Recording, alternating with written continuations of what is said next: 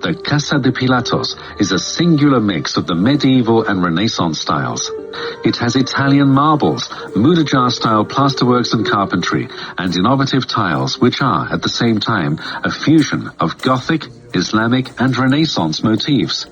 It is during the second half of the 16th century, under the command of Fadrique's nephew and successor, Mr. Per Afán de Rivera, when the deepest reforms are made.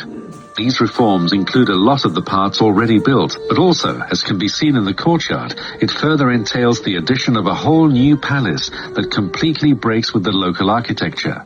It is built in the space mostly left unused from the primitive Mudejar palace, the vegetable garden. In said space, the only construction was the L-shaped gallery through which you entered the garden and which is documented as the Old Corridor, work commissioned by the first Marquis of Tarifa. During his long period as Naples Viceroy between 1558 and 1571, the first Duke of Alcalá developed a passion for antiques. This encouraged him to gather an important sculpture collection and at the same time fed his concern on the best way to exhibit the same, an issue that at the time was object of debate in Italy. From the Chamber of Wonders that housed different rare and precious objects, they passed to the informal dissemination of the sculptures through the gardens.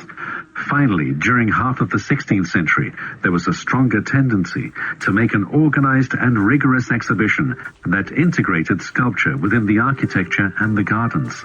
The Viceroy decided for this modern way of exhibiting.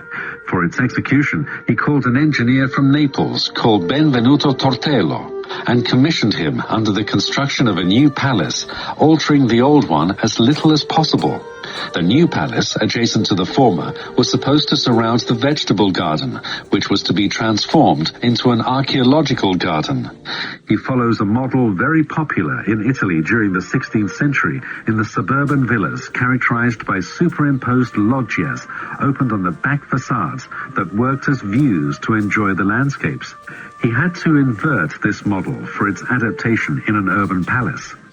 Therefore, the loggias open in the front interior facades facing each other and towards a closed garden. On the other hand, aimed at incorporating the entire architectonic sculpture group within the garden to form a single unit, he designs the loggia's columns and arches in its own interior walls by means of pilasters and blind arches, which, at the same time, frame the niches and vaulted niches that hold the archaeological pieces. The impact of these novelties in Seville can be measured by the frenetic activity that Benvenuto Tortello displayed in the city, where he achieved the highest construction skills and contributed in modifying the local architecture's direction.